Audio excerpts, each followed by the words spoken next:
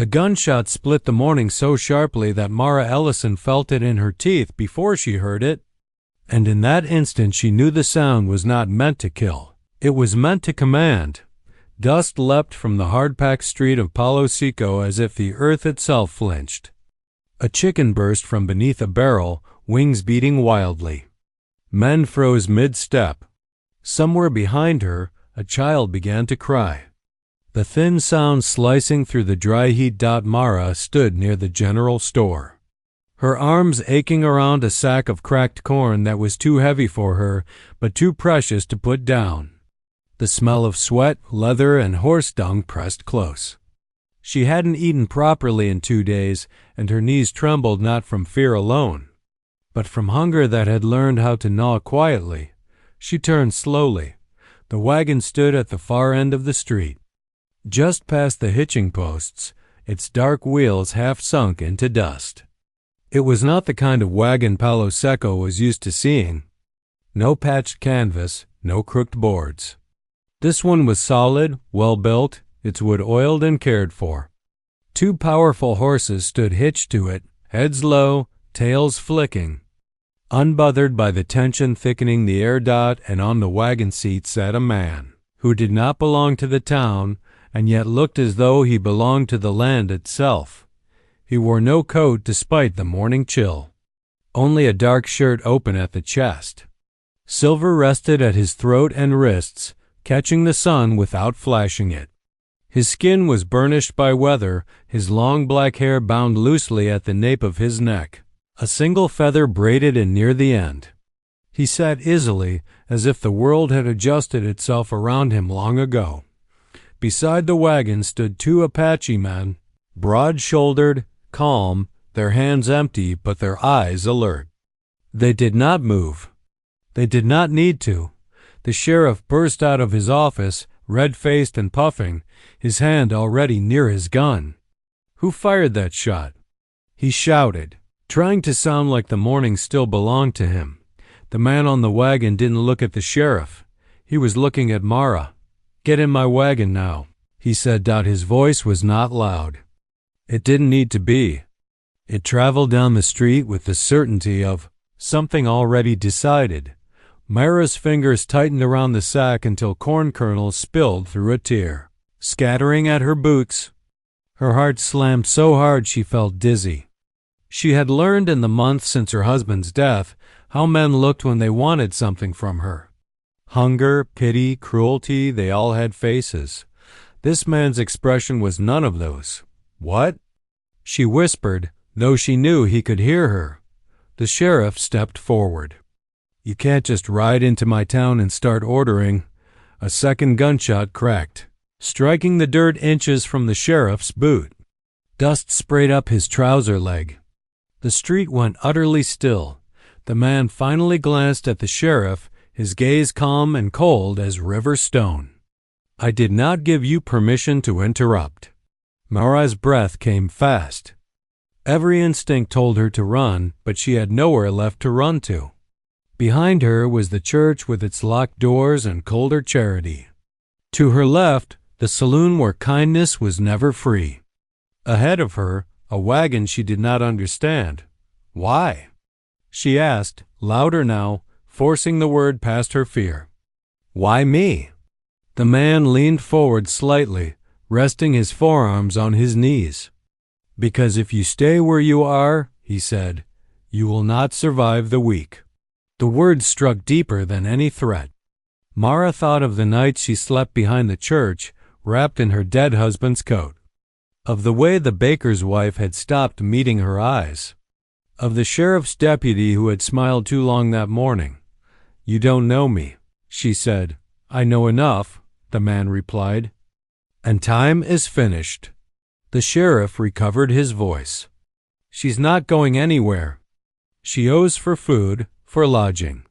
The man reached into a leather pouch at his side and tossed it onto the wagon seat. It landed with a heavy, unmistakable clink. Gold. Enough to silence the entire street. "She owes nothing," the man said. "But you owe her." The sheriff stiffened. "For what?" "For the ring you took from her yesterday." Mara's stomach dropped. Her hand flew to her chest where the ring should have been, where it had rested on a cord beneath her dress since Eli's death. She had hidden it carefully. She had still lost it. The sheriff's jaw tightened. That ring was evidence. The man's eyes sharpened. "It has a name carved inside it," he said evenly. "A. Ellison, return it." The silence stretched. Sweat slid down Mara's spine. She wondered how this stranger knew her husband's name. How he knew about the ring at all. At last, the sheriff gestured sharply. One of his deputies disappeared inside the office and returned moments later, holding the ring between two fingers as if it might burn him. When the deputy placed it into Mara's palm, the metal felt warm, impossibly so. She closed her fist around it, her throat tight. "Now," the man said, his gaze never leaving her, "get in my wagon." Mara hesitated. The whole town watched her, some with envy, some with suspicion, some with relief that the moment was not theirs. She looked down at her torn boots, at the corn scattered in the dust. She thought of Eli, of the promise they'd made to hold on even when the world thinned around them. She lifted her chin. "I'm not being taken," she said. "If I go, it's because I choose to." A corner of the man's mouth curved, not quite a smile. "Then choose." Mara climbed into the wagon. The wood was solid beneath her hands. The canvas smelled of oil and clean cloth.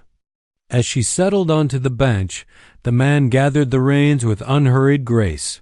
"My name is Izel," he said quietly as the wagon lurched forward. "You are not stolen. You are invited." "Invited to what?" Mara asked, her voice barely steady as Palo Seco began to fall behind them. Izel flicked the reins, guiding the horses toward the open land beyond the town. "To a place where your name still matters," he said, "and to a truth you were never meant to lose." The wagon rolled on, carrying her away from the street where she had almost disappeared and towards something that felt, for the first time since her husband's death, like the beginning of a choice rather than the end of one. The wagon did not slow until the town was a bruise on the horizon, a low smear of buildings swallowed by dust and distance. Mara sat rigid on the bench, hands clenched in her lap, the sack of cracked corn forgotten at her feet. The wind lifted loose strands of her hair and dried the sweat along her neck, but it did nothing to quiet the noise in her chest. Izel drove as though the land belonged to him not by claim, but by consent. He guided the horses around ruts and stones with subtle shifts of the reins, never rushing them, never hesitating either. For a long while, neither of them spoke. The silence was not awkward. It was deliberate, like a pause that mattered. At last Mara broke it. "You knew about the ring?" "Yes." "And my husband's name?" "Yes." Her jaw tightened. "Then you know more than you've said." Izel glanced at her, his dark eyes steady. "I know grief when I see it," he replied. "And I know what towns like Palo Seco do to women who carry it alone." Mara turned away, watching scrub grass ripple like water under the wind. "You didn't answer." "No," he agreed calmly, "because you haven't asked the right question yet." That angered her more than evasion. "Then tell me this. Why would a man like you ride into a town like that, draw a gun, and risk blood over someone you've never spoken to?" Izel's hands tightened on the reins, just slightly. "Because I have spoken to you before," he said. "You simply did not see me." She frowned. "That's not possible." "3 months ago," he continued, "at the river crossing east of town, you were there with a man who carried a shovel over his shoulder. He was laughing about nothing. You were scolding him for not tying his boots properly." Mara's breath caught. The memory rose sharp and bright. Eli had nearly slipped into the water that day, laughing as though falling was a kind of victory. She had teased him for being careless. "I was trading horses with a rancher," Izel said. "I watched you argue. I thought then that love sounded like that. Mara swallowed hard. You watched us? I listened, he corrected. There is a difference. The wagon crested a low ridge, and the land beyond opened suddenly, startling in its beauty. A wide valley stretched out below, framed by red rock and cottonwood trees. A river cut through it, silver and slow, reflecting the sky. Smoke curled from a cluster of low buildings near the water, orderly but unfortified, as if no one expected to be attacked. Mara stared. Where are we? Home, Izel said simply. The word struck her like a blow. Home was something she had buried with Eli. It lived now only in her chest. Aching and unreachable as they descended, figures emerged from the settlement. Children ran barefoot across the grass, chasing one another, laughter rising clear and bright. Women stood near cooking fires, glancing up with curious smiles. A few men paused in their work, nodding to Izel as the wagon approached. No one reached for a weapon. Izel brought the wagon to a stop near a broad, single-story adobe house shaded by a wooden porch. Vines climbed its posts, heavy with small green fruit. The door stood open. A woman stepped out, her hair dark but streaked with silver, her posture upright and assured. She took in Mara in a single, assessing glance that held no judgment. You brought her. The woman said, Yes, Izel replied. The woman nodded once. Then she is welcome. Mara hesitated as she climbed down, her legs stiff. The ground beneath her boots felt unreal, too solid, too generous. The woman approached and gently took Mara's hands, turning them palm up. You are hungry, she said. It was not a question. Mara tried to speak, but her voice failed. The woman smiled softly and led her inside. The house smelled of warm bread and herbs. Light filtered through small windows, catching on polished wood and woven rugs. There was no lock on the door, no bar across the frame. Mara sat at a low table and ate until the shaking in her hands eased, until her stomach remembered what it meant to be full. No one stared. No one asked her story. When she finished, a blanket was placed around her shoulders as if it had always been hers. That night, she slept deeply, dreamlessly, and woke to the sound of wind moving through leaves instead of boots on boardwalks. Days passed, and the fear that had traveled with her from Palo Seco began to loosen its grip. Mara helped where she could, mending clothes, grinding corn, watching children while their mothers worked. She learned names and faces, rhythms and customs. No one treated her as a burden. No one treated her as a prize. Izel was present without being intrusive. He spoke with elders, with traders, with workers tending the herds beyond the valley. She saw him count supplies, listen to grievances, settle disputes with quiet authority. Wealth, she realized, followed him because he understood responsibility. On the fourth day, a rider arrived hard from the south, his horse lathered and anxious. Izel met him near the river. Mara watched from the porch, unease prickling her skin. The rider spoke quickly, urgently. Izel's expression darkened. What is it?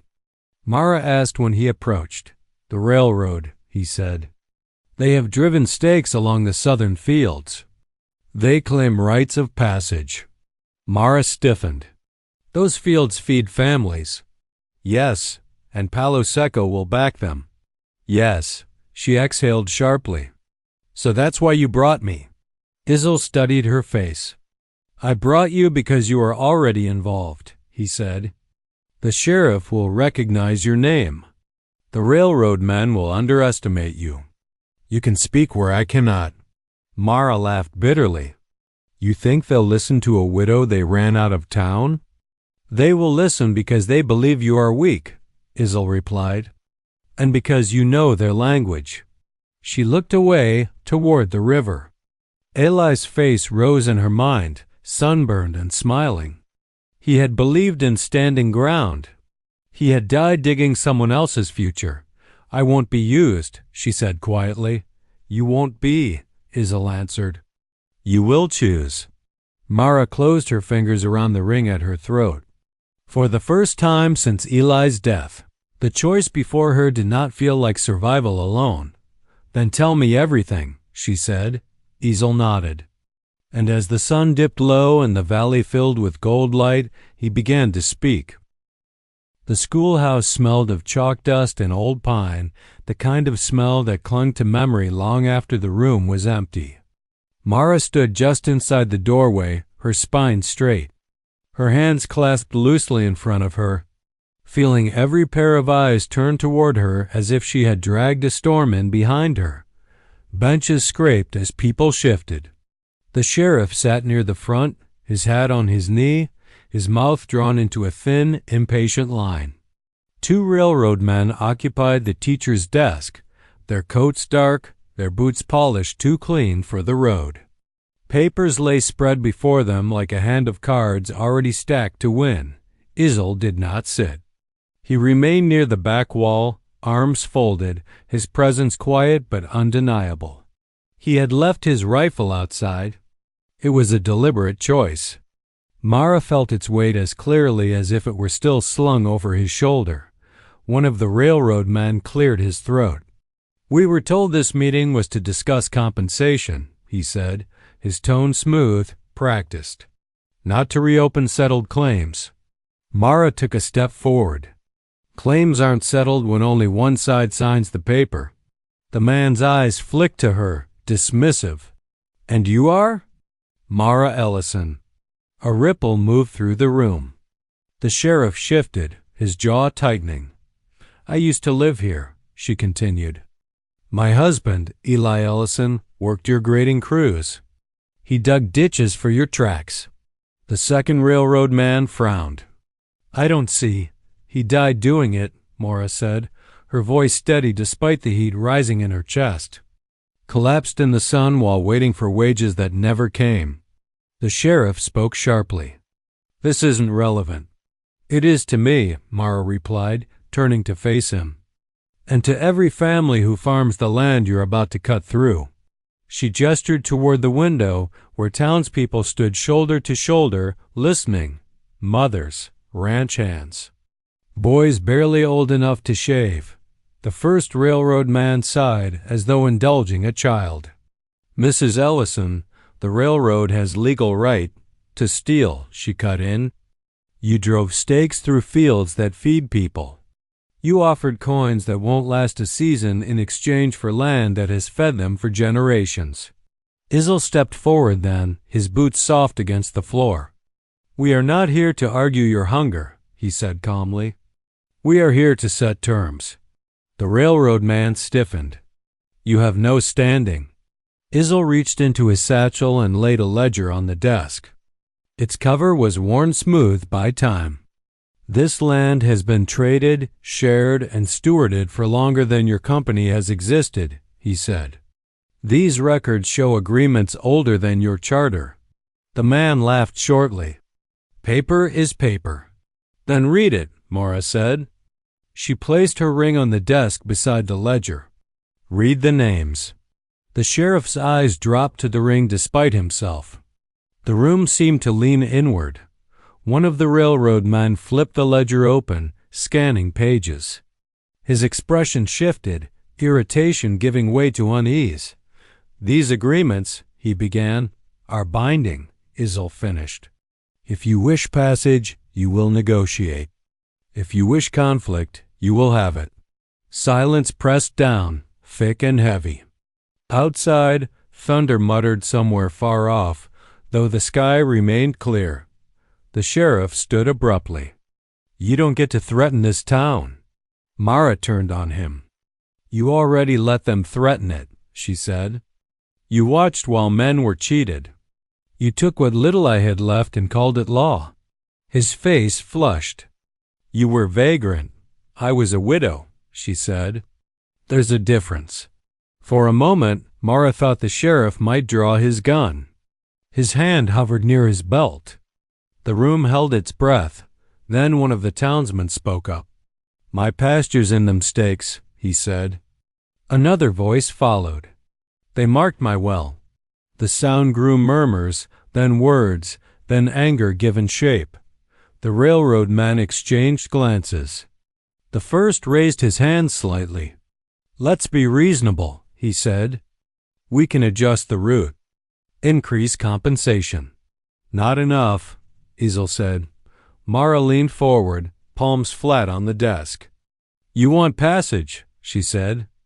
"Then you'll build it where it harms least. You'll pay wages owed. And you'll put it in writing that no land will be taken without consent." The railroad man scoffed. "You're asking for charity." "No," Mara replied. "I'm asking for respect." The thunder drew closer, a low roll that rattled the windows. Rain began suddenly, hard and loud, drumming against the roof like applause. The sheriff sagged slightly, the fight draining from him as the room turned against him. "If this turns violent," he muttered. "It won't," Izel said. "Not today." Ink scratched paper. Arguments flared and died. The storm passed as quickly as it had come, leaving the air cool and sharp. At last, the railroad men gathered their papers, faces tight. "We'll redraw the lines," one said. "You'll have your passage." "For now." "For always," Mara corrected. They did not argue. When the room emptied, Mara's legs finally began to tremble. She stepped outside into clean, rain-washed air, the scent of wet earth filling her lungs. Izel joined her. "You spoke well." "I spoke angry," she said. He smiled faintly. "Sometimes they sound the same." She looked at him, really looked at him, and saw the weight he carried, the risks he took without drama. "You didn't have to stand with me." "I did," he said simply. Mara glanced back at the schoolhouse, at the town that had once closed its doors to her. Somewhere within it lived memories of Eilofter by the river, dust on his boots, promises spoken without fear. "I'm not finished," she said quietly. Izel nodded. "Neither are they." As they walked toward the wagon, the clouds parted and sunlight spilled across the road ahead, bright and uncertain, like a future that would not be handed over without a fight. Spring did not arrive all at once. It came in cautious pieces, like an animal testing unfamiliar ground. The river rose first, swollen with snowmelt from distant hills, its banks soft and fragrant. Then green pushed through the valley floor in thin, stubborn blades. By the time the cottonwoods budded, the world had decided to continue. Mara woke before dawn most days, the habit of fear slow to leave her body. But now, when she stepped outside, the air did not carry the weight of danger. It carried the smell of damp earth and smoke from morning fires. Children's voices drifted from the far end of the settlement, sharp with laughter. She washed her face at the basin and touched the ring at her throat. Eli's name caught the light as it always had. Some mornings the ache was sharp, like the first days after his death. Other mornings it sat quieter, a steady presence rather than a wound. Izel was already awake, standing near the corral, speaking with two men about the movement of the herds. He noticed her without turning, as if the land had told him she was there. "The riders came back late last night," he said when she joined him. "The railroad accepted the final route." Mara exhaled. "No more stakes?" "None." She nodded, relief sinking into her bones. "The town?" "They are adjusting," he replied. Slowly. Adjusting meant uneasy peace. Palo Seco had not become kind overnight, but wagons now came and went without raised guns. The sheriff no longer rode out to provoke. He kept his distance, his authority dulled by the knowledge that the town had watched him bend.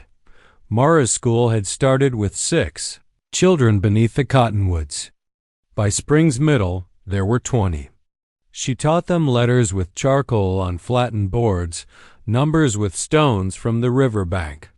Some days she taught sewing and mending. Other days how to read contracts so men wouldn't sign away their land with a mark they didn't understand. Izel never interfered. He brought supplies when asked, listened when spoken to, and stayed silent when silence was needed. The closeness between them grew not from grand declarations, but from shared work. Shared meals, shared glances that said more than words would have managed. One afternoon, a familiar shape appeared on the road, horse lathered, hat pulled low. Mara recognized the sheriff before the dust settled. Her chest tightened. Old instincts flared. Izel stood beside her, calm. "He will speak," he said. "Whether you listen is your choice." The sheriff dismounted slowly, his movements careful, as though he feared startling a skittish animal. He removed his hat and held it in both hands. "I came to return something," he said. Mara folded her arms. "You already did." "Yes," he said. "And I should have done more." Silence stretched. The children nearby went quiet, sensing the shift. "I let things go too far," the sheriff continued, staring at the ground. "I won't pretend it was ignorance. It was easier to look away." Mara felt heat rise in her chest, not rage this time, but something heavier. "Why now?" "Because the town is changing," he said. "And because I don't want to be remembered as the man who stood in the way." He looked up then, meeting her eyes. "I'm sorry about Eli." The name landed gently, without the usual sting. Mara nodded once. "He deserved better." "Yes," the sheriff agreed. "So did you." He left without another word. The children resumed their chatter, the moment dissolving back into sunlight and sound. That night, Mara sat alone by the river, her feet dangling above the water. The moon cast a pale road across the surface. She thought of Ellie not as he had died, but as he had lived, laughing, dreaming, believing that work and honesty mattered. "I did what I could," she whispered to the current. "I hope it was enough." Footsteps approached behind her. Izel stopped a respectful distance away. "You do not have to carry him alone," he said quietly. She looked at him, then really looked. At the lines earned by responsibility. At the patience in his eyes. At the man who had never once tried to replace what she had lost. "I'm afraid," she admitted. "Not of you." "Of choosing again." Izel sat beside her, close enough that she felt his warmth, not so close that it pressed. "Choosing does not erase," he said. "It adds." Mara considered that. The river moved, unchanged by her doubts. "I don't want to belong to anyone," she said. "Nor should you," he replied. "Walk beside me if you wish. Or walk elsewhere. I will not close the road." She smiled, small and real. "You make it sound simple." "It is not," he said. "But it is honest." Spring deepened into early summer. The schoolhouse took shape, real walls this time, built by many hands. Palo Seco sent supplies. A few families sent their children. Change, Mara learned, rarely announced itself. It crept. One morning, a wagon rolled in from the town. A woman climbed down, her dress torn, a child clinging to her skirt. Fear lived in her eyes the way it once had in Mara's. The woman hesitated, scanning the unfamiliar place. "I was told," she began. Mara stepped forward. "You're safe here," she said. "What's your name?" The woman swallowed. "Anna." Mara gestured toward the shade. "Come sit." As Anna sank onto the bench, relief breaking across her face, Mara felt something settle inside her. A quiet certainty. Later, as the sun dipped low, Mara stood beside a wagon being unloaded. She caught her reflection in the polished wood, stronger than she remembered, steadier. Izel approached, watching her with that same calm attention he always gave the world. "You stayed," he said. "I did," she replied. "And tomorrow?" She considered the question. "Tomorrow I'll teach.